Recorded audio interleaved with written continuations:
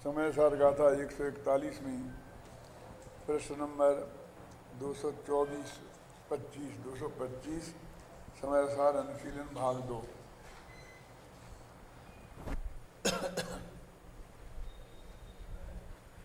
इसमें अपन ने गाथा और उसकी आत्मख्याति टीका का अर्थ पढ़ लिया था। अब नीचे तात्पर्य वृत्ति क्या के बारे में कुछ कहा गया है, उसको अपन देखते हैं। तात्पर्य वृत्ति में इसकी टीका में तो कुछ विशेष नहीं कहा, किंतु 141 गाथा से 144 तक की गाथाओं में समुदाय पातनिका में उनकी विषय वस्तु का जो संकेत किया है वह दृष्टव्य है एवं इस प्रकार है। ये समुदाय पातनिका क्या होती है? ये जयसेन की टीका में मिलती है और जयसेन की टीका की स्टाइल पर और जो टीकाएं लिखी हैं उनमें भी ये बात मिलती है अन्य ग्रंथों की। वो क्या करते हैं कि जब कोई अध्याय पर अधिकार पर वो टीका लिखना शुरू करते हैं तो पूरे अधिकार में क्या बताएंगे वो बताते हैं और फिर उसको कई समुदायों में बांटते हैं।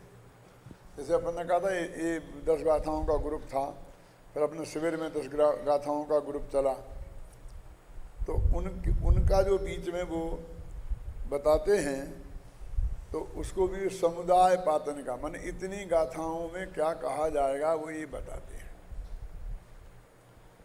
माने यहाँ से मैंने कल कहा था ना कि अब विषय बदल रहा है, बदल नहीं रहा है, बात तो वही है। तो इतनी सी बात है कि अभी तक नयों से बात समझाई जा रही थी कि निश्चय नए से ऐसा है और व्यवहार नए से ऐसा है, और अब वे नए पक्षातीत बात को समझाएंगे। इन 4 गाथाओं में नए पक्षातीत बात को समझाएंगे, तो उसमें भी नए पक्ष भी आएंगे। जो 20 कलश आने वाले हैं ना वो इसमें ही आएंगे 42वीं गाथा के बाद। तो नए पक्षातीत जो भगवान आत्मा है वो हमारी दृष्टि का विषय है और उसके आश्रय से ही सम्मा दर्शन ज्ञान चारित्र की उत्पत्ति होती है। और इसीलिए 144वीं गाथा में जाकर फिर आत्मा का अनुभव कैसे होता है, नए पक्षातीत आत्मा कैसे होता है, इस बात को स्पष्ट करेंगे। ये बात उन्होंने इस समुदाय पातनिका में कही है। अब अपन कल से गाथा का पाठ करेंगे ना, तो इसे 41 से शुरू करेंगे और सिर्फ 44 तक सिर्फ 4 गाथाएं पढ़ेंगे। और अब यहाँ से जितने कलश शुरू होंगे वो सारे कलश पढ़ेंगे। 20 कलश वो आएंगे जो बिल्कुल एक से ही रिपीट होंगे, और इनका प्रवचन जब तक चलेगा 8-10 दिन में, तब 10 दिन तक अपन 20 कलश बराबर पढ़ेंगे, जिससे अपने ध्यान में वो बात आ जाए। ये आपको अभी मैंने समय सार कलश का खुदगलमों में है स्वाभाविक परिणमन की शक्ति, जब वहाँ से जानबूझकर इसलिए शुरू कराया कि सबको याद हो जाएंगे। ये 2 कलश बहुत मार्मिक हैं, ऐसे हैं कि अपने बेडरूम में ये सामने लिखाने लायक हैं। और नमोकार मंत्र का जाप करो 9 दफ़े की जगह 3 दफ़े पढ़ लेना, लेकिन इन 2 छंदों को पढ़ना, जिससे आपको रोजाना याद आए कि जब पुद्गलों में प्रणमन की ताकत है और तुम्हारी कोई ज़रूरत नहीं है तो तुम जबरदस्ती बीच में क्यों घुसना चाहते हो। और जब तुम में स्वयं प्रणमन की शक्ति है और दूसरे की रंच मात्र भी उसमें ज़रूरत नहीं है तो दूसरों का मुख क्यों देखते हो? अपना अच्छे बुरे का जिम्मेवार दूसरों को क्यों मानते हो? ये बात हमारे पास 24 घंटा ये महासिद्धांत जैन दर्शन का है, वो हमारे दिमाग में आना चाहिए। मैं नवोकार मंत्र की महिमा कम नहीं करना चाहता हूँ। एक दिन और कहा था मैंने, उसका मेरा 1-2 घंटे का व्याख्यान अलग है नवोकार महामंत्र की महिमा का। लेकिन मैं ये कहना चाहता हूँ अभी क्या उसमें है क्या। बस अनंतों को नमस्कार हो, सिद्धों को नमस्कार हो, आचार्यों को नमस्कार हो, उपाध्यायों को नमस्कार हो और लोग के सर्व साधुओं को नमस्कार हो। यदि आप पंच परमेश्वरी का स्वरूप नहीं जानते हैं तो वह क्या है, तोता जैसा रटंत है। जिनको नमस्कार किया है उनका स्वरूप जानना चाहिए ना। इसलिए टोडामल जी ने मोक्ष मार्ग प्रकाशक में शुरू में ही पंच परमेश्वरी का स्वरूप स्पष्ट किया है। और अब उनको नमस्कार तो किया है, क्यों? लेकिन यहाँ तो वो कह रहे हैं कि जो हम 24 घंटा हमारे खून में वो रमा हुआ है कि मैं उसका सहयोग करूं, मैं उसका सहयोग लूं। तो सब काम सहयोग से ही होते हैं भाई साहब। लोक में एक कहावत चलती है क्या कि जो ऐसा मानता है कि मेरे बिना दुनिया का काम नहीं चलेगा वो मूर्ख है। समझना, दुनिया तो चलेगी, तेरे बिना दुनिया कोई काम अटकने वाला नहीं है। एक पहला वाक्य तो ये है। और दूसरा वाक्य ऐसा है कि जिससे मैं पूरी तरह सहमत नहीं हूं लेकिन आपको सुना रहा हूं। पहला क्या है कि जो ये मानता है कि दुनिया का काम मेरे बिना नहीं चलेगा, मैं नहीं होऊंगा तो क्या होगा, वो मूर्ख है। और दूसरा कौन है? जो ऐसा मानता है कि मैं दुनिया के बिना अपना काम चला लूंगा, वो महामूर्ख है। एक कहावत मैंने बहुत बचपन से सुनी है। माने उनका कहना ये चाहता है कि दोनों में का परस्पर सहयोग से काम होते हैं। और यहाँ इसके विरुद्ध बात कही जा रही है। आई ये बात न थी गुरुदेव की भाषा में क्या माने वो उससे पहले की भी मिट्टी पलीत हो गई। वो जरा अच्छी थी ना कि तुम समझते हो कि मेरे बिना दुनिया का काम नहीं चलेगा, तो वो थोड़ी अच्छी लगती थी ना कि तुम इतने हाथी पे मत बैठ जाओ, जरा जमीन पे देखो। लेकिन दूसरी बात कह करके कि पहली को भी क्यों कि तुम ऐसा मानो कि तुम्हें भी दूसरों का सहयोग लेना पड़ेगा और दूसरों का सहयोग करना भी पड़े, ऐसा अर्थ हो गया उसका।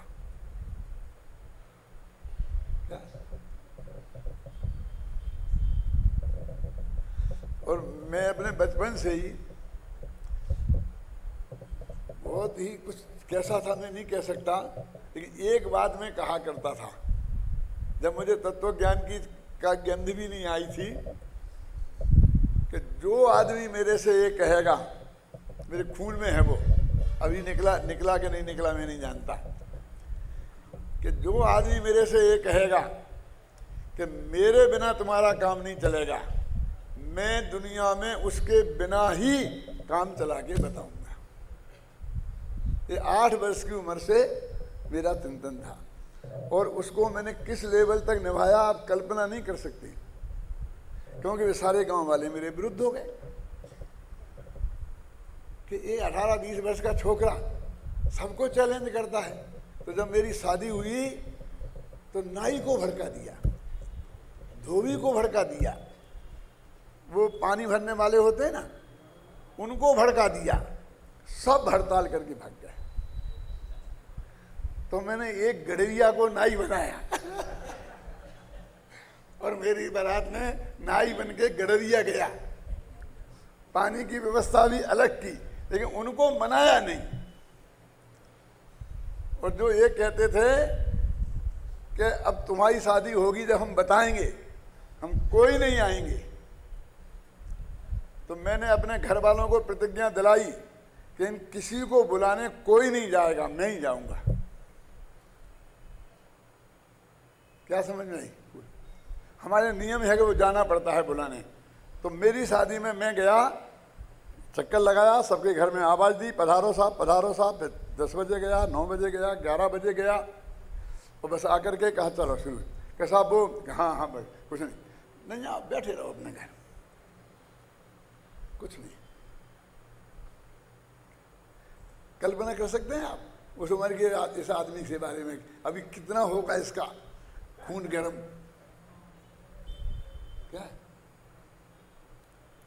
अभी भी वे तत्व मेरे में से पूरी तरह खत्म नहीं हुए हैं। ये बात मुझे किसी कीमत पर बर्दाश्त नहीं है कि कोई आदमी ये सोचे कि उसके बिना मेरा काम नहीं चलेगा।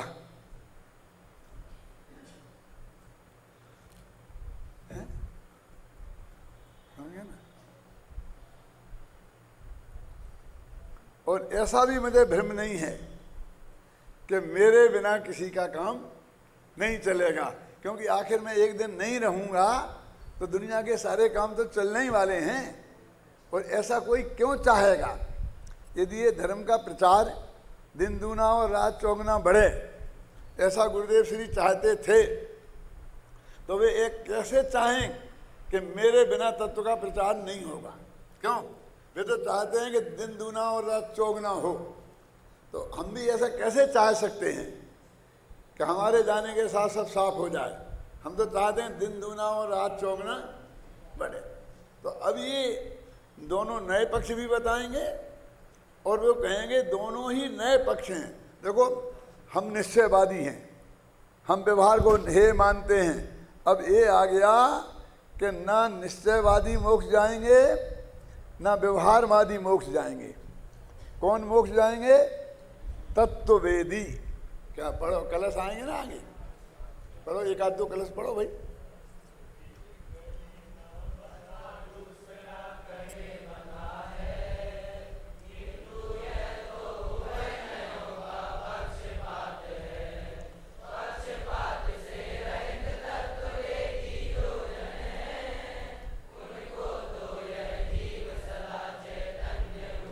ना बना है ना छूटा है तत्ववेदी की दृष्टि में, ख्याल में आई ना?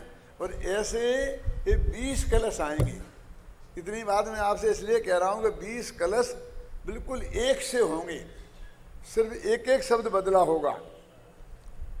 फिर भी मैं बराबर 10 दिन तक ये 20 कलशों का पाठ कराऊंगा।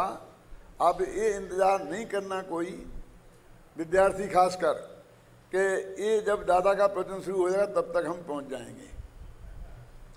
तो पहले छंद से उनको यहाँ उपस्थित रहना बहुत जरूरी है। और मैं भी सुनता हूँ वहाँ, मुझे वहाँ से जब बीच में यहाँ आता हूँ तो जो आधा मिनट का 5 सेकंड का गैप पड़ता है वो भी बर्दाश्त नहीं है।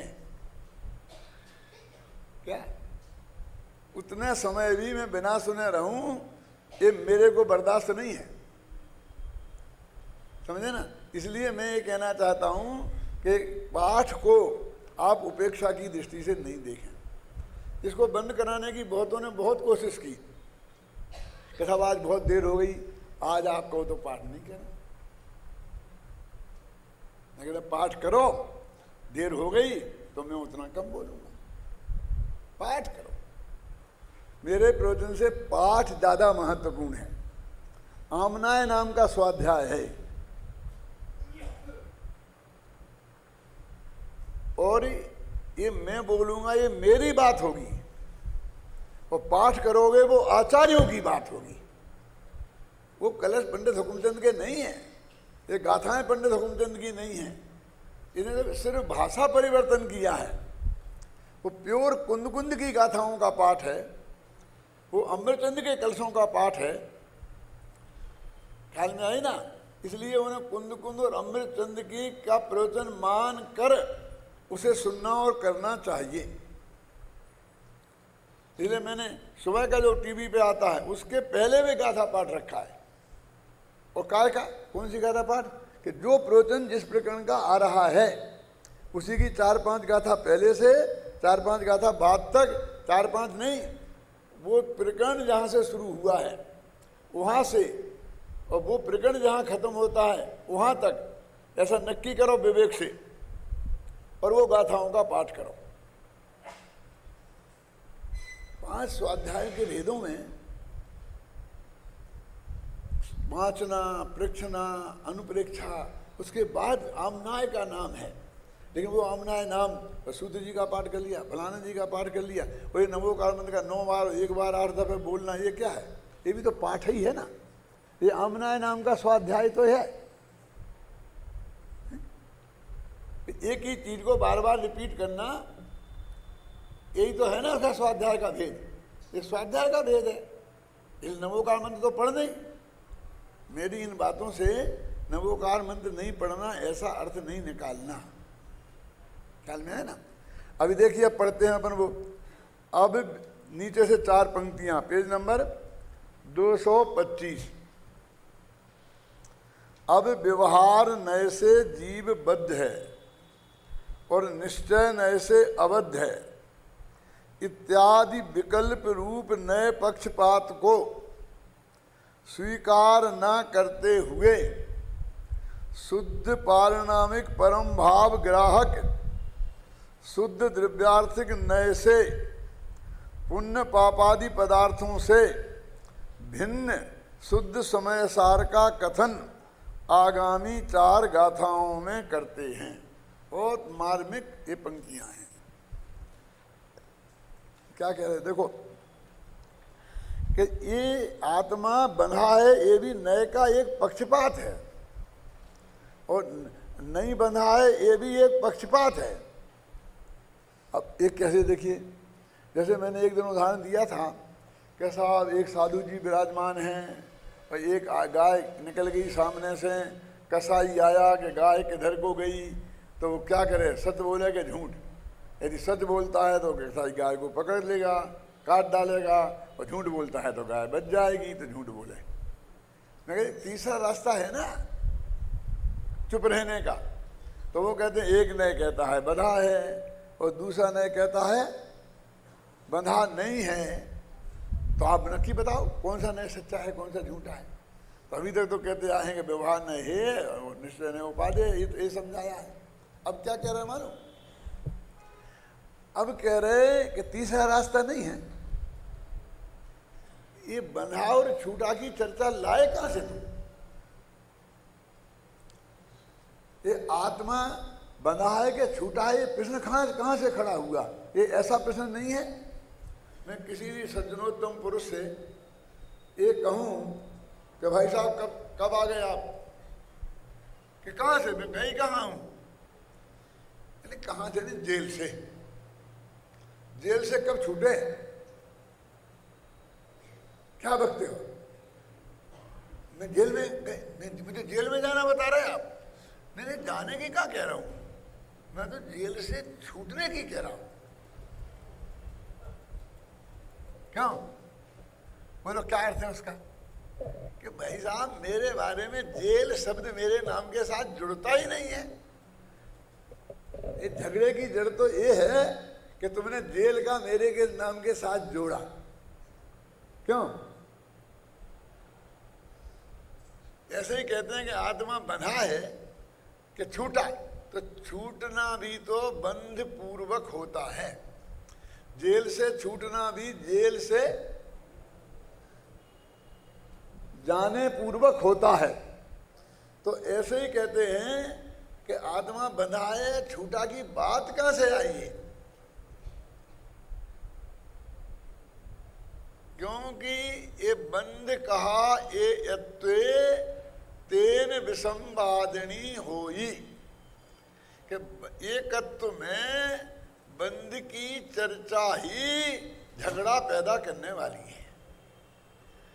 देखो बहुत स्पष्ट लिखा है, बंध कहा ए यत्वे। आचार्य विद्यानंद जी ने, एक पंडित है ब्राह्मण, बहुत अच्छे जैन दर्शन के विद्वान हैं, क्या नाम है, दामोदर शास्त्री, और वो दिल्ली में रहते थे, जहाँ अपना वीर सागर काम करते हैं उस पोस्ट पे काम करते थे वो। तो उनने उनसे कहा कि तुम समय सार की टीका लगो। उनने वो आत्मख्याति की टीका उनसे लिखवाई।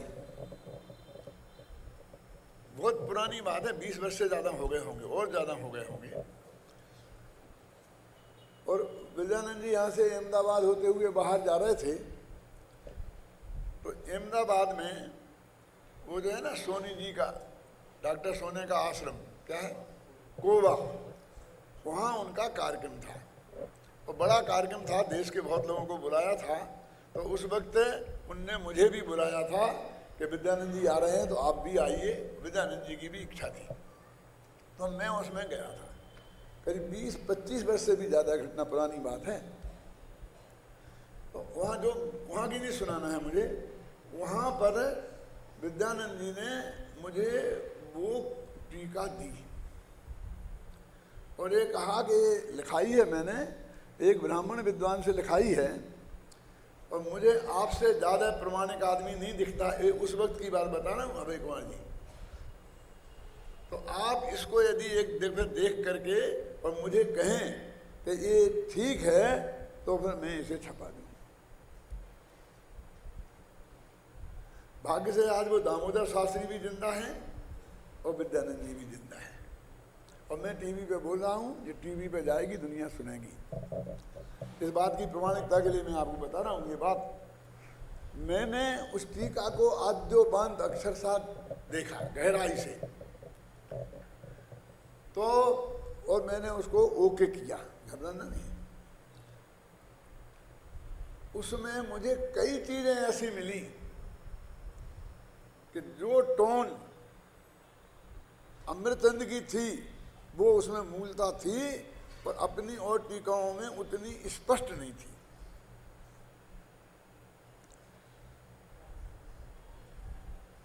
अब वो टीका छप नहीं पाई, क्यों नहीं छप पाई, क्या झगड़ा हो गया, कहाँ पड़ा, वो हो गई। तो मैंने दामोदर शास्त्री से अभी पूछा था कि भाई कहाँ गई है, जब मैं अब मेरी टीका आपकी बोल। उन्होंने कहा बस डॉक्टर साहब कुछ मत पूछो। मैंने कहा आप नहीं छपी तो नहीं छपी, लेकिन आपके पास तो होगी। क्या यही तो मैं कहता हूँ कि मैं तो मूल कॉपी एक थी, मैंने दे दी थी, अब वो पता ही नहीं कहाँ है, वो खो गई, क्या हो गया। तो तेन विसंवादिनी हुई, इसको उन्होंने वो टीका से और उससे लिखा था, बंद की कथा ही विसंवाद करती है। तो उनने, अपन तो ये कहते हैं कि आत्मा बंधा है, ये झगड़ा है। अब अंतर बताऊं मैं आपको क्या दादा, वो कहते हैं बंद बंधा है, ये झगड़ा नहीं है, ये तो एक नए का पक्ष है। छूटा है, ये तो एक नए का पक्ष है। लेकिन आत्मा के बारे में ये बात, बंद की बात कहां से आई, बंद की कथा में संवाद पैदा करने वाली है। अब आपकी समझ में आई ना, ये उसमें था। अब बताओ आपकी उम्र किसमें है? अब आप लोगों की समझ में आ रहा है कि नहीं? ऐसे ही जब मैंने टीका लिखी तो प्रत्येक आत्मा, इसका अर्थ मेरे को पूरी तरह से स्पष्ट नहीं हो रहा था। 2-3 जगह आया ना प्रत्येक आत्मा प्रत्येक आत्मा। तो मनोहर लाल वर्णी की सप्तदशांगी टीका, उसमें प्रत्येक आत्मा का अर्थ लिखा था, जो मेरे को बहुत अपील किया। क्या वो मैंने उसमें लिखा है। मेरे कहने का अर्थ ये है कि ये पूज्य गुरुदेव श्री बना, आपने एक विषय रखा था ना कल कि कहाँ कहाँ से क्या क्या लिया है। तो गुरुदेव श्री अमृतचंद जयसेनाचारी, पांडे राजमल जी, बनारसी दास, जयचंद जी छावड़ा और पूज्य गुरुदेव श्री, और कुछ दन्य थोपी। कुछ दन्य थोपी का अर्थ समझते हैं? नहीं समझते। हिंदी साहित्य के विद्यार्थी शायद जानते हो, रामायण किस आधार पर लिखी गई आप जानते हैं? तुलसीदास जी की रामायण किस आधार पर लिखी गई? तुलसीदास की रामायण जो 8वीं शताब्दी में जैनियों की शंभुकृत रामायण है, क्या नाम है उसका, स्वयंभू कवि ने लिखी है। और पमऊ चरऊ, क्या ग्रंथ का नाम? पमऊ चरऊ, अभ्रंश भाषा का। नहीं सुना, जानते नहीं है? कभी कभी लगता है कितना अधूरा ज्ञान है अपने शास्त्रियों को। पमऊ चरऊ नाम के एक ग्रंथ 8वीं शताब्दी में लिखा गया। वो तुलसीदास ने उसके में बहुत लिया है। और उसमें जैसे आपने रामायण पढ़ी कि नहीं पढ़ी? अब वो भी मुश्किल है। रामायण में एक नक्की है कि इसमें 8 चौपाई होंगी, फिर उसके बाद एक दोहा होगा, फिर वो इतनी निश्चित चौपाइयाँ और दोहा का एक ग्रुप हो गया ना, इतने ग्रुप होंगे तो इसके बाद एक कवित्व होगा, मनहन कवित्व। आप जानते हैं ये बात कि नहीं जानते हैं? पढ़ी नहीं होगी कभी। अरे मैंने पूरी रामायण पढ़ी है, आद्योपांत। ये है उसे कड़बक कड़बक बोलते हैं। बोलो एक स्टाइल में वो चलती है, वो सारी स्टाइल स्वयंभू की है,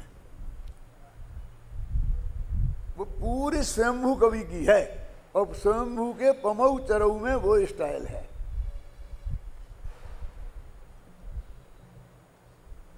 शायद में कोई भी नहीं जानता, ऐसा लगा कि सबको भी नया लगा के है। और एक हमारे विद्वानों ने, अजैन विद्वानों ने सिद्ध किया।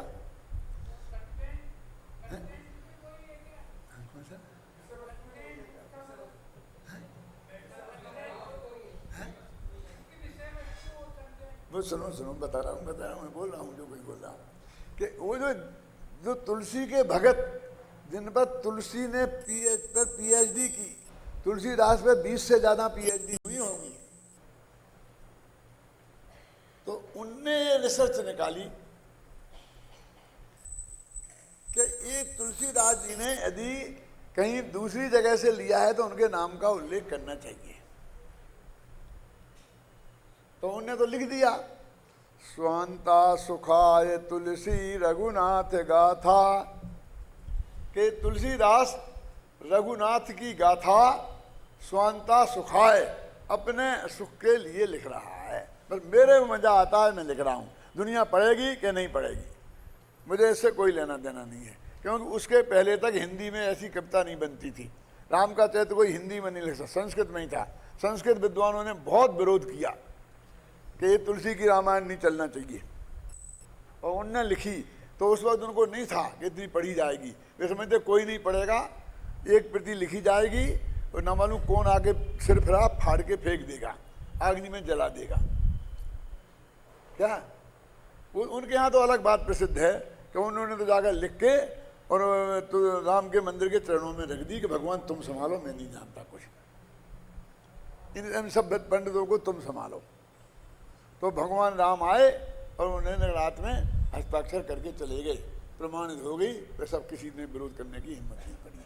अभी इसके बारे में मैं कुछ नहीं कहना चाहता, लेकिन वो तो उनने निकाला कि वाल्मीकि रामायण से लिखी, कितनी कितनी रामायण संस्कृत में थी, प्राकृत में थी, उनसे लिखी। तो उन्होंने कहा कि उसके बारे में वो उल्लेख किया तो उन्होंने सब लिखा। वो एक पंक्ति लिखी, कुछ दन्य तोपी अभय जी कि इनसे मैंने लिया और कुछ कुछ अन्य जगह से भी लिया। तो वो कहते हैं कुछ दन्य तोपी लिखकर वो स्वयंभू की तरफ इशारा कर रहे हैं, क्योंकि स्वयंभू जैन था और उस तरह ब्राह्मणों के वातावरण में उसके नाम का उल्लेख करना उन्हें खतरे से खाली नहीं लग रहा था। क्या मैं दामोदर शास्त्री के नाम का उल्लेख करूं, मैं बनोहर लाल बनी के नाम का उल्लेख करूं और ऐसे नामों का उल्लेख करूं तो शायद मुमुक्षुओं को कितना पछता और कितना नहीं पछता। क्या तो ये कुछ दन्य तोपी में है, लेकिन मैंने उस टिप्पणियों में तो उनके नाम दिए, क्योंकि ये साहित्यिक जिम्मेवारी है जरा। तो मैंने कहा कि नहीं, यदि वो एक पंक्ति मैंने द्वादशांग टीका से ली, एक पंक्ति पूरी टीका से ली और 500 पेज की पूरी टीका 3 दफे पढ़ी, सिर्फ मिली एक पंक्ति लेकिन पढ़ी, कितने श्रम का काम है। कहता है विद्वज्जन विजानाति विद्वज्जन परिश्रमम बंध्या किम विजानाति महती प्रसव वेदना। अर्थ समझ में आया? नहीं। बांझ औरत जिसने कभी बाल बच्चे पैदा नहीं किए, वो क्या जाने कि बच्चा जब पैदा होता है तो कितनी तकलीफ होती है। क्या बंध्या किम विजानाति महती प्रसव वेदना, जो बच्चा पैदा करते वक्त वेदना होती है महती बहुत ज्यादा, उसको बांझ क्या जाने। ऐसे ही जो विद्वान नहीं है, जिनने साहित्य नहीं लिखा है, गंभीरता से नहीं लिखा है, इसे जिसे बोलते हैं ना कि कालजयी साहित्य नहीं लिखा है, वो नहीं जान सकते हैं कि इसके साहित्य के लिखने में कितनी मेहनत होती है। अब क्या, विद्वज्जन विजानाति विद्वज्जन परिश्रमम, विद्वान ही जान सकते हैं कि विद्वान का इसमें कितना परिश्रम है। आप ये निर्णय कर सकते हैं कि एक पंक्ति जो दी है कौन, सप्तदशांगी टीका की, तो उसकी वजह से पूरे पेज पड़े होंगे कई दफे। सोच सकते हैं आप? ऐसा किसी ने सोचा है आज तक? तो जब कभी कभी ऐसे हल्की बातें लोग करने लगते हैं, तब ये विकल्प आता है कि एक दफे आदि से अंत तक कोई शास्त्र पढ़ा तो है नहीं, स्वाध्याय जमकर किया नहीं है, अपनी उस किताब के बारे में जो हल्का कमेंट्स कर रहे हैं उसके 4 पेज पढ़े नहीं हैं। अब इनके ऐसे कमेंट्स की क्या कीमत है मुझे बताइए। क्यों? तो ये कहते हैं, तो ये तो अपना हम दुख प्रकट करते हैं, जो पीड़ा हुई, ये कोई अभिमान की बात नहीं है। देखो कितने मारने की 4 पंक्तियां हैं जो आपको इसमें डाली हैं मैंने। वो क्या कह रहे, विकल्प रूप नए पक्षपात को स्वीकार ना करके, अब वही आचार्य निश्चय नहीं के कितने गीत गाए हैं उनने, और उसको यहाँ पक्षपात कह रहे हैं। ये जैसे नाचार्य स्पष्ट शब्दों में, पक्षपात जानते किसे कहते हैं? क्यों? हम तो अन्याय को पक्षपात कहते हैं। क्यों? इनने उनके साथ पक्षपात किया है? मेरा नंबर ही नहीं आया प्रवचन करने का फिर शिविर में, इसलिए मेरे साथ पक्षपात हुआ। क्यों होता ना? अरे किसी एक के पक्ष में एकांत से झुक जाना, पक्षे पतति, क्यों? पक्ष में पड़ना, तो वो कहते हैं ये तो निश्चय नहीं का पक्ष है, ये पक्ष है भाई साहब। क्यों? आत्मा शुद्ध बुद्ध है और कर्मों से बंधा नहीं है। नए पक्षपात को, नयों को, नयाभास को नहीं। अब फिर वही ऐसा भ्रम ना हो जाए भगवान जी कैसा कि वो 13वें गुणस्थान के योग को बंध का कारण कहा जा रहा है। तो ये कह रहे हैं नयों में पक्षपात बता रहे हैं ना, ये सम्यक दृष्टि के है ना, मतलब ये सम्यक नयों के है कि मिथ्या नयों के बारे में कह रहे हैं। नए पक्षपात को स्वीकार न करते हुए शुद्ध पारणामिक परम भाव ग्राहक शुद्ध द्रव्यार्थिक नय, ये उसमें जैसे इनकी टीका में लिखा है। इस नय का नाम सुना आपने कभी? निश्चय व्यवहार तो बहुत सुने होंगे, और परम शुद्ध निश्चय नय भी सुना है, लेकिन एक ये नय। क्यों सुना परमात्मा के? नहीं। तो नए चक्र का स्वाध्याय करो। ये द्रव्यार्थिक नय के 10 भेद होते हैं, 3 शुद्ध, 3 अशुद्ध, 3 और ऐसे नॉर्मल, और एक होता है नए पक्षातीत शुद्ध परम। पढ़ो ऐसे क्या? पर शुद्ध पारिणामिक भाव माने जीवत्व, उस परम भाव को ग्रहण करने वाला शुद्ध द्रव्यार्थिक नय। इसका विषय कौन है? वही दृष्टि का विषय तुम्हारा, वही त्रिकाली ध्रुव, वही परम शुद्ध निश्चय नय का विषय, वही ध्यान का ध्येय। यदि उसको द्रव्यार्थिक पर्यार्थिक नय की दृष्टि से देखो तो उसको क्या बोलेंगे? शुद्ध पारणक भाव परम भाव ग्राही शुद्ध द्रव्यार्थिक नय। निश्चय व्यवहार की दृष्टि से देखो तो बोलेंगे परम शुद्ध निश्चय नय। ख्याल में है ना? ध्यान का ध्येय, श्रद्धा का श्रद्धेय। यदि मेरे समय सार में कई जगह लिखा है, क्या लिखा है देखो मालूम क्या मिलेगा? श्रद्धेय तो अकेला वही त्रिकाली ध्रुव है, अश्रद्धेय माने अपने में अपनापन स्थापित करने लायक। समझे ना? श्रद्धे पिताजी साहब, श्रद्धे वे श्रद्धे फिद्धे नहीं। और ध्यान भी उसी का करेंगे तो केवल ज्ञान होगा। लेकिन ज्ञान उसका अपना भी करते हैं और पर का भी। समझ आई ना? तो देखो 12 भावना में 2 पंक्तियां हैं। बोलो, बता सकता है प्रवीण कौन सी हैं 2 पंक्तियां?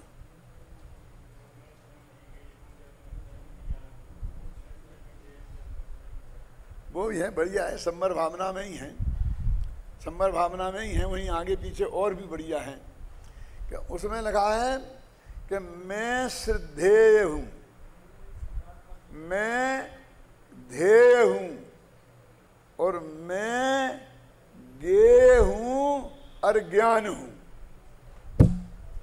पढ़ा कभी? सोचा क्या कह रहे हैं? क्या जब ज्ञान के साथ आए तो उस दोनों का 2 बातें ले ली।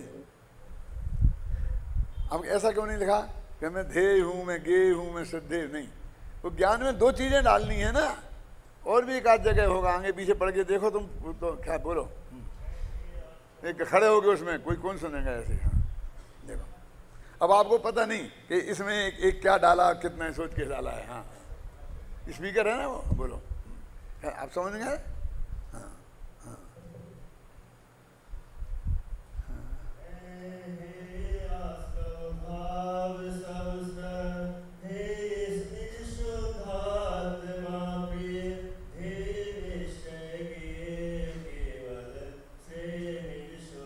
देखो क्या लिखा है इसमें कि वो निश्चय गे, श्रद्धेय में निश्चय श्रद्धेय नहीं लिखा, ध्येय में निश्चय श्रद्धेय नहीं लिखा। लेकिन जब गे की बात आई तो निश्चय गे लिखा। निश्चय गे माने ये इस नय का विषय, अथवा परम भावग्राही, वो क्या नाम, परम शुद्ध निश्चय नय का विषय। आप समझे ना? तो उसमें बुद्धि पूर्वक निश्चय लगाया, क्योंकि निश्चय व्यवहार ज्ञान में लगते हैं। तो वो यहाँ ज्ञान में परम शुद्ध निश्चय नय का विषय लेना, और जबकि श्रद्धा की दृष्टि से पूरा, ध्यान की दृष्टि से पूरा, उसमें 2 भेद नहीं है। और फिर मैं ध्येय हूं, मैं श्रद्धेय हूं, मैं ज्ञेय हूं और मैं ज्ञान हूं, और एक ज्ञायक भाव हूं, और मैं स्वयं भगवान हूं। वो सब दृष्टि का विषय उसमें पड़ा हुआ है। क्या देखो, शुद्ध द्रव्यार्थिक नय, अब नय से यहां तक का अर्थ किया है। अब आगे पुण्य पापादि पदार्थों से भिन्न। अब ये क्या आ गया? अभी भिन्नता बता रहे थे तो परद्रव्यों से भिन्न बता रहे थे, रागादि से भिन्न बता रहे थे। अभी तक यही टोन चली आ रही थी ना कैलाश जी।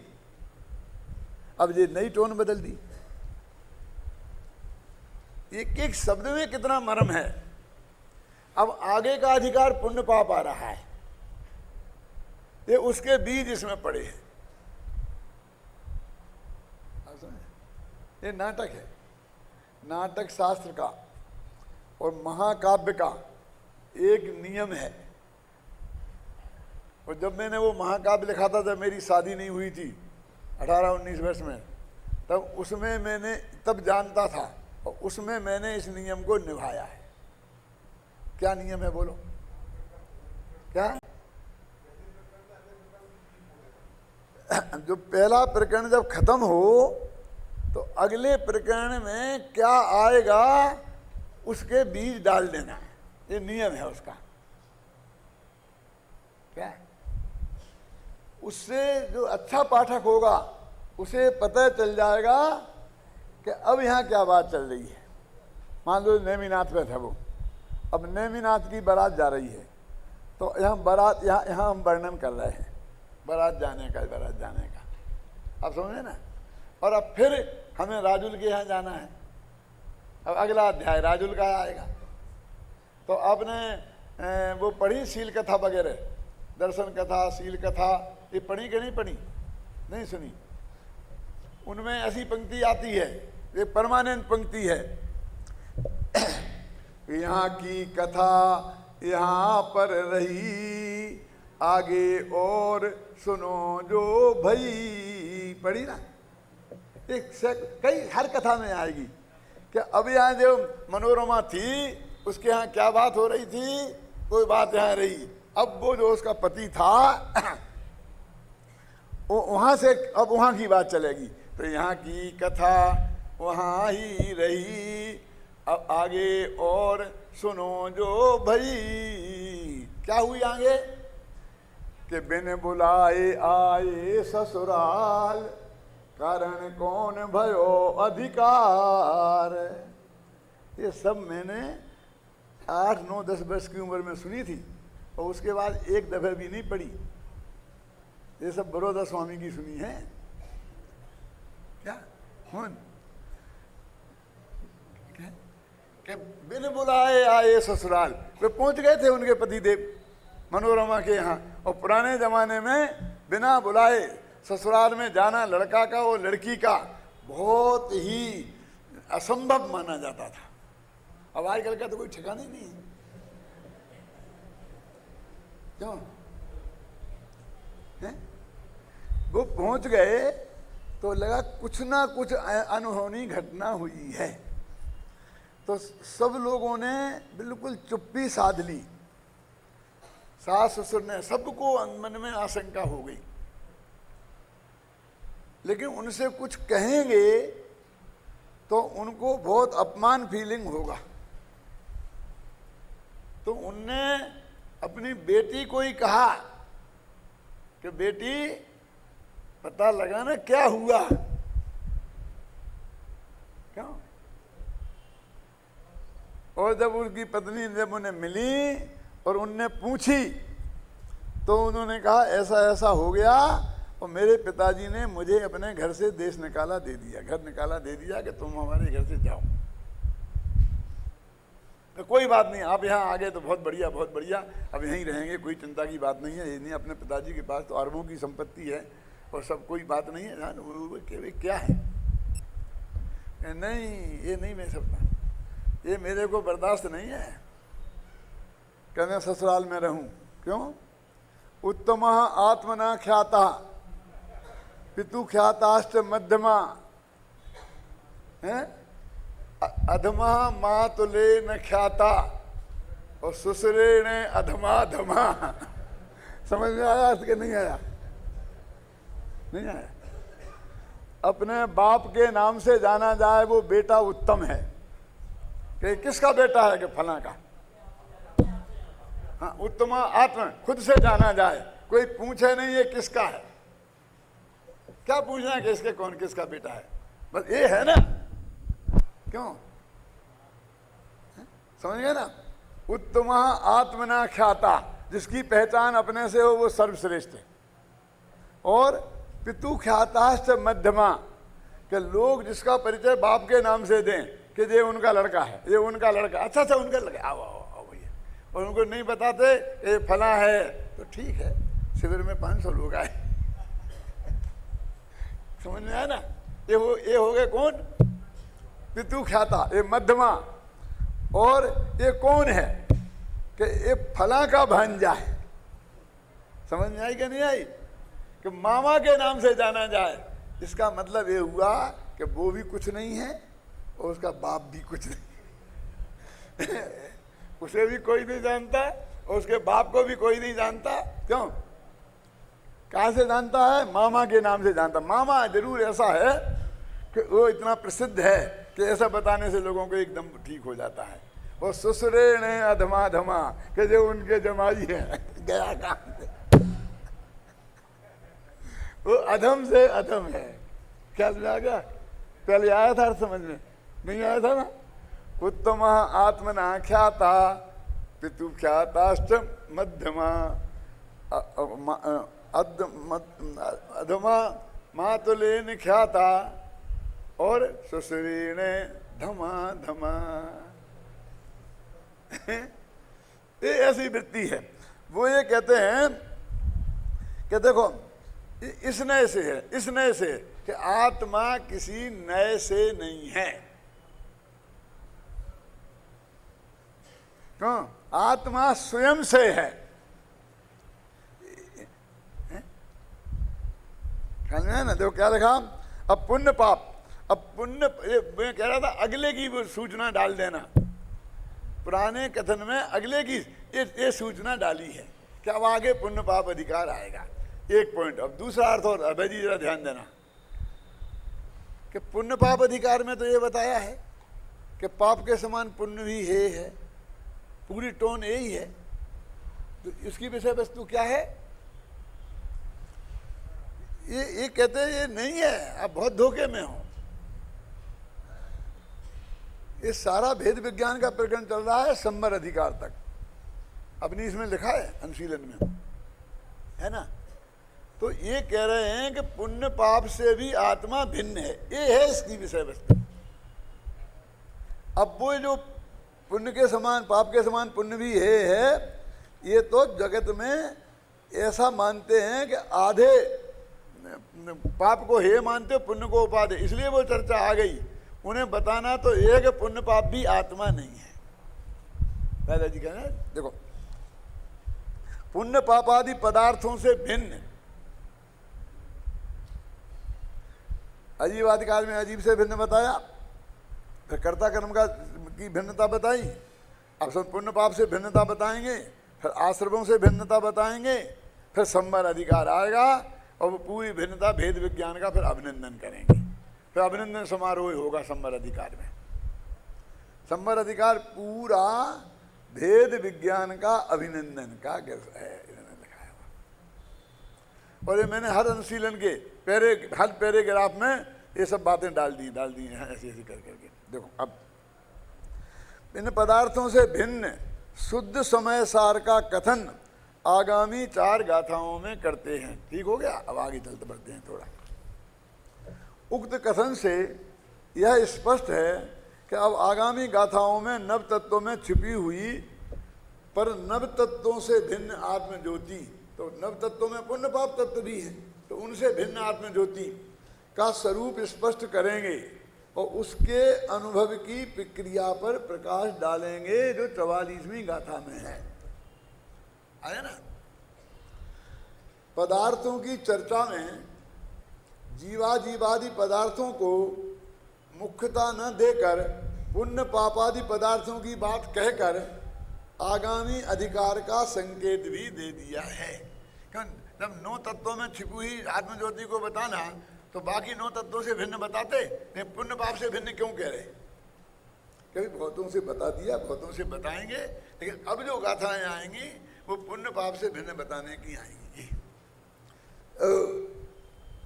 आगामी 4 गाथाओं में कर्ता कर्म अधिकार समाप्त हो जाएगा और उसके बाद पुण्य पाप अधिकार आएगा, इस बात का संकेत उक्त कथन में है।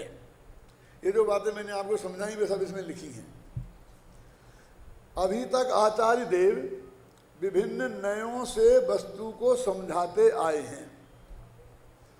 अब आगामी गाथाओं में वे हमें नए पक्षातीत वस्तु की ओर ले जाना चाहते हैं, है ना? यही कारण है कि उक्त गाथा के माध्यम से एक बार संक्षेप में व्यवहार और निश्चय नय की वस्तु को, विषय वस्तु को स्पष्ट किया गया है। कभी अंत तक एक कह दिया, अंत में जीवे बद्धम कम्मम अबद्धम चैव नय भणियम, बद्धा बद्धम है ना गाथा, शुद्ध नयस्य जीवे अबद्ध पुट्ठम अवधि कम्मम। एक दफे उन्होंने इस प्रकरण को यहाँ पर अधिकार दोहरा दिया, एक तरीके से पहली गाथा से यहाँ तक। कर्ता कर्म एकत्व ममत्व करते तो भोगते तो एक, और अब ये पुण्य पाप से भी भिन्न है, ये बताएंगे। ये इसमें ये कहना चाहते हैं आचार्य। देखो अपन ने ये पढ़ा ना अपना, ये अब जैसे अपन बोलते टिप्पणी, अपना अपनी तरफ से लिखा, तो ये इसमें जो मैंने इतनी बातें समझाई वो सब इसमें आ गई। यदि आप शांति से पढ़ें तो ये इतनी बातें आपके ख्याल में आ सकती हैं कि नहीं आ सकती? इसमें कोई अस्पष्टता की कमी रह गई? नहीं रही ना। तो मेरे कहने का कोशिश एक की गई है कि जो ध्यान से पढ़ें उन्हें वो बात ख्याल में आ जाए कि क्या कहना चाहते हैं। अब अपनी आगामी गाथा चलती है। 141वीं गाथा में आत्मा के संदर्भ में व्यवहार नय और निश्चय नय के पक्ष को प्रस्तुत किया गया है। उसी के संदर्भ में आचार्य अमृतचंद इस गाथा की उत्थानिका आत्म ख्याति में ततः किम, इससे क्या, मात्र इतनी ही देते हैं। देखो सबसे छोटी स्थान उत्थानिका क्या, एक जगह और है तथा ही, बस इतनी उत्थानिका। अब बोले क्या उत्थानिका है, तथा किम क्या क्या है। देखो तात्पर्य यह है कि कोई न कुछ भी क्यों ना कहे, मुझे उससे क्या प्रयोजन है, क्योंकि मैं तो नए पक्ष से पार हूं, नए विकल्पों से विकल्पातीत हूं, और आत्मानुभूति भी नए पक्षातीत अवस्था का नाम है। अतः मुझे इन नए विकल्पों से क्या प्रयोजन है, इस आशय का प्रतिपादन करने वाली आगामी गाथा इस प्रकार है। मतलब देखो ये अपने इतने इतने पे लाइन लिखी, सिर्फ काय का अर्थ है जे तथा किम, तथा किम, बहुत ताकत है इसमें। क्या जैसे आपने हमको आध घंटा समझाया कि वो ऐसे हैं वो ऐसे हैं, चाहे उसकी अच्छाई करी हो चाहे बुराई की हो, समझे ना। और आप हमसे चाहते हैं कि हम रिएक्शन दें कि भाई आपने जो उसकी बुराई करी, अब हम तो आज तक फिर महान समझते थे और अब हमने बहुत दुष्ट समझ लिया, अब उसके विरुद्ध जो कुछ भी हम पे बन पड़ेगा हम करेंगे। कि आपने बहुत प्रशंसा करी तो हमने ये निर्णय पे पहुंच गए कि वो बहुत ही अच्छा है, अब जो हमसे बन सकेगा हम पूरा सपोर्ट करेंगे। ऐसी आशा से आपने इतनी लंबी चौड़ी बात करी और हमने कही ठीक है, इसे क्या हम क्या करें, बस खत्म, बात खत्म, दूसरी बात करो। क्या अब समझ गया ना इसका अर्थ, होगी ना आपकी बात पूरी। आपको शिकायत थी ना कि हम आपकी कुछ नहीं सुनते हैं, अब सुना दी ना आपने पूरी, अब दूसरी बात करो, होगी ना।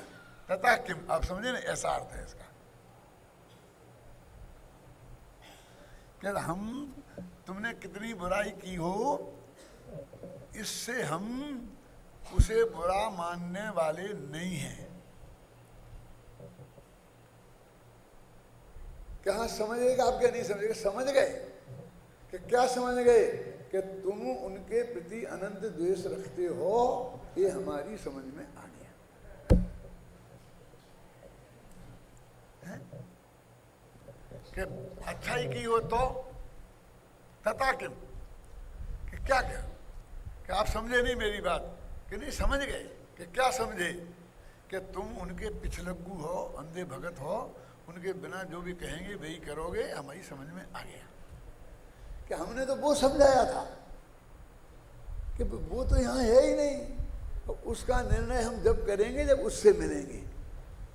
अभी तुमको सुनाना हमने, तो हमने तुम्हारे बारे में निर्णय लिया है, तुम समझे ना, तुम्हारे बारे में हमने निर्णय लिया है। अब उसके बारे में हम स्वयं, हमें आवश्यकता महसूस होगी तो हम स्टडी करेंगे और फिर निर्णय लेंगे, और आवश्यकता नहीं होगी तो हमारे पास कहाँ इतना समय है। क्यों कि क्या है कि साहब वो फलाना नेता ने इतने खाए, फलाने ने इतने खाए, इतने ने, इसने इतने नहीं खाए, उसने इतने नहीं लिए, कता क्यों। आप समझ नहीं ना, अब की बार तो कांग्रेस जीतेगी, भारतीय जनता पार्टी साफ हो जाएगी, तथा किम। अब समझ, तथा किम का अर्थ समझ में आ रहा कि नहीं आ रहा है? क्या कह रहे कि एक नए कहता है कि आत्मा बंधा है और दूसरा नए कहता है कि आत्मा बंधा नहीं है। आचार्य कहते तथा किम। क्या माथा मार, क्या लेना देना, खत्म हो गई ना बात, सुन ली ना हमने। इतना सुनाने के बाद, इतनी गाथाओं में, 141 गाथा में इतना सुनने के बाद नयों का विवेचन, और आचार्य ने 1 सेकंड में उड़ा दिया तथा किम। अब पढ़ता हूं मैं तथा किम का अर्थ, इसमें क्या लगा। 141वीं गाथा में आत्मा के संदर्भ में व्यवहार नय और निश्चय नय के पक्ष में प्रस्तुत किया गया है। को पक्ष को प्रस्तुत किया गया है। मैंने एक वकील जैसा ही अपना पक्ष प्रस्तुत कर देता है ना, मजिस्ट्रेट ये नहीं मानता है, पर इनने इस आदमी का पक्ष प्रस्तुत किया है। तुम्हारी बात हमने पूरी सुन ली। उसी के संदर्भ में आचार्य अमृतचंद इस गाथा की उत्थान का आत्मख्याति में तथा किम, हिंदी इसके क्या, मात्र इतनी ही देते हैं। तात्पर्य यह है अभी कि कोई नए कुछ भी क्यों ना कहे, मुझे उससे क्या प्रयोजन है, मेरा प्रयोजन उससे सिद्ध होने वाला नहीं है। मेरा प्रयोजन तो नए पक्षातीत होने में है, क्योंकि मैं तो नए पक्ष से पार हूँ, नए विकल्पों से विकल्पातीत हूँ। आत्मानुभूत भी नए पक्षातीत अवस्था का नाम है। अब मुझे इन नए विकल्पों से क्या प्रयोजन है, इस आशय का प्रतिपादन करने वाली आगामी गाथा इस प्रकार है। अब आए ना ख्याल में क्या करे तथा क्यों? भैया उलझने के लिए हजार जगह हैं। वो कहते नए पक्षों से समझो, लेकिन नए पक्षों में उलझो मत। क्या एक ऐसा प्रश्न भी आया है, नए चक्र में मैंने कोट किया है। आज संजीव नहीं दिख रहा है, कहाँ है कि कहीं बैठा है क्या? नहीं है, गोदा। उसमें ऐसा लिखा है कि ये जो नए पक्ष से आपने सत नयों का वर्णन किया है, तो इससे फायदा क्या है? ऐसा प्रश्न उठाया परमात्मा। तो आचार्य देव ने कहा कि ये अनादिकाल से मिथ्या नयों के पक्ष में पड़ा हुआ है। तो सम्यक नए माने क्या, सत्कल्प, हाँ ऐसा लिखा, इन कल्पनाओं से क्या फायदा है? ये सत्कल्पना और वो असत कल्पना। तो उनने कहा सत असत कल्पना से इस निकाल कर सत कल्पना में लाने के लिए ये उपयोगी है। और अब सत्कल्पना असत कल्पना छूट गई तो इसकी भी छुट्टी है, तो उसके लिए आज बुलाए थे। अब जानते हैं जो खेलों का खेल हुए ना दिल्ली में, कॉमनवेल्थ, उसमें 100 लंगूर बुलाए गए थे। कौन सी प्रतियोगिता में शामिल हुए? पहलवानगी में, कायम है। अब वे 100 लंगूर वहीं रखे होंगे ना, वो एक एक लंगूर के लाख लाख रुपया दिए होंगे। मंगलायतन वालों ने भी 2 लंगूर रखे थे, और मैंने सुना उन्हें 10-20 हजार रुपया ऐसे महीने के देने पड़ते हैं। अब आप सोच ही नहीं सकते कि लंगूर काय को रखे हो, इतने पैसा क्यों दे? इतने पैसा तो बड़े से बड़े लंगूर नहीं जानते, काले मुंह के बंदर, और यही समझाना पड़ेगा।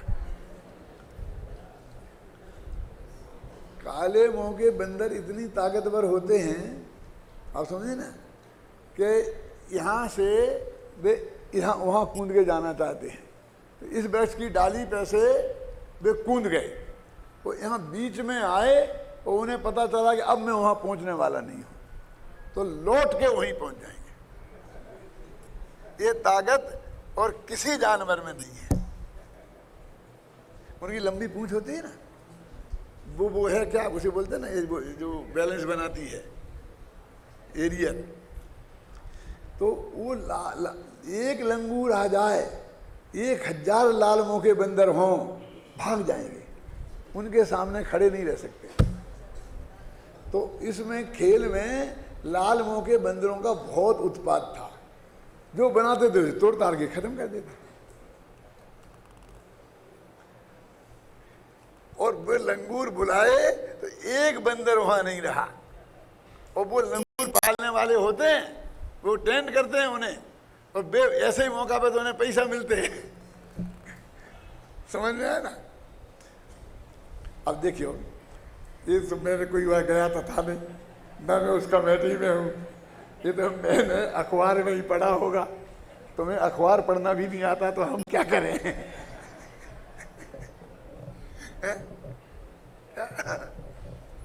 तो समय सार पढ़ना तो कैसे आएगा? तो वो कहते हैं कि सत्य कल्पना को तुम क्यों लाए? ये कोई आचार्य का कथन है, शायद जयसेन का ही है, हैं? और उसमें मैंने कोट किया नए चक्र में। नए चक्र लिखते वक्त मुझे जितनी मेहनत करनी पड़ी, तकलीफ हुई, कल्पना आप सोच नहीं सकते। ये सब भव्य कुमार जी और सब यहीं थे जब मैं लिखना शुरू किया था। सब विद्यार्थी इन लोगों ने उसको उस प्रसव पीड़ा को देखा है। 24 घंटा में लिखता था जब, क्यों उस वक्त तो ये कंप्यूटर थे नहीं, तो अपने हाथ से सारी प्रेस कॉपी बनानी पड़ती थी। क्यों समझे ना क्या हुआ? अब क्या बात चल रहा है? तो कहते सत्य कल्पना रूप जो ये नए हैं, उनसे मैंने असत कल्पना में से निकाला।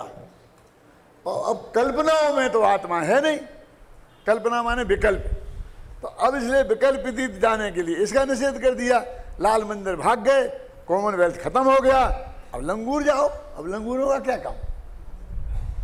तो लंगूरों की छुट्टी हो गई, अब लंगूरों की छुट्टी होगी। अब ये कहना निश्चय को लंगूर कह रहे थे। अरे भाई, मैं जितना निश्चय का भगत हूं, अब क्या है? लेकिन उदाहरण इससे बढ़िया दूसरा क्या है? मैं मेरे पास कहां से लाऊं?